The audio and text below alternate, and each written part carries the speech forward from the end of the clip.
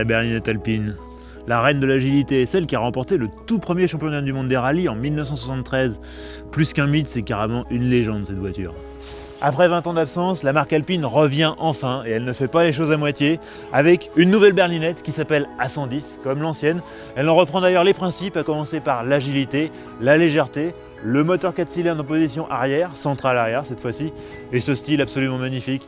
Bref, le temps est enfin venu d'essayer ce qui est probablement la sportive française la plus attendue de ces 20 dernières années.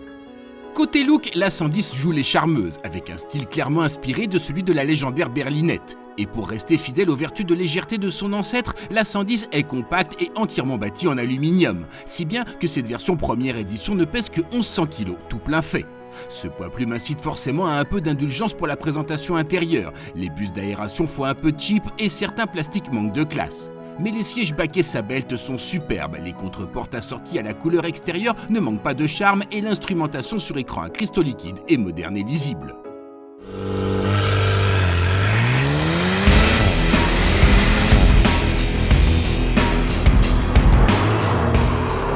Pour animer le tout, l'Alpine se remet à un 1,8 litre turbo de 252 chevaux exclusivement associé à une boîte à double embrayage et 7 rapports.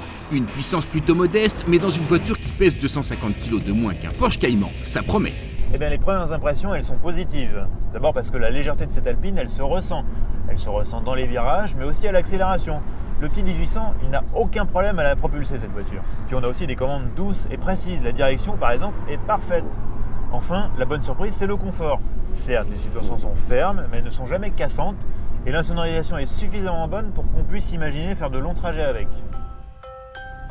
Bon, la route c'est bien, mais une Alpine, on a envie de la pousser. Alors pour ce faire, on est ici au circuit du Grand Sambuc et on va voir un peu ce qu'elle a dans le ventre. Allez, c'est parti.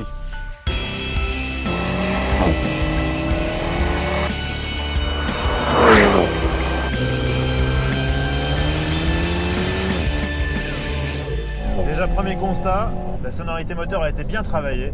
C'est un 4 cylindres, mais il fait un joli bruit et il a pas mal d'allonge.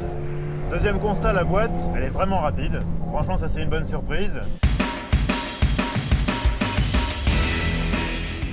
Allez, maintenant on bascule en mode track. On a 3 modes de conduite, normal, sport et track. Évidemment, comme on est sur circuit, on tente le mode track. Donc dans ce mode-là, on a une boîte encore plus rapide, et là c'est net. Elle n'hésite pas à envoyer le petit à-coup qui va bien pour vous faire comprendre que la vitesse est bien passée. Et surtout, hop là, le SP est un petit peu plus permissif. Elle est très bien, elle est très instinctive. Même si on est un petit peu optimiste en entrée de virage, on la sent pivoter, mais c'est progressif, ça le téléphone, elle est vraiment très bien, très rassurante. Elle met vraiment en confiance, hein. C'est vraiment le terme, elle est instinctive cette voiture. Nous voilà rassurés, cette nouvelle Alpine est une réussite. Son équilibre parfait assure une prise en main facile, même pour le pilote occasionnel. Et surtout, ce que les concepteurs de cette Alpine ont bien compris, c'est que ça ne servait à rien de chercher le grip total ou l'efficacité absolue.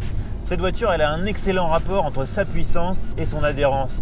Ce qui fait qu'on s'amuse avec, on peut la faire glisser aux allures usuelles sans prendre de risques, ni pour soi, ni pour son permis.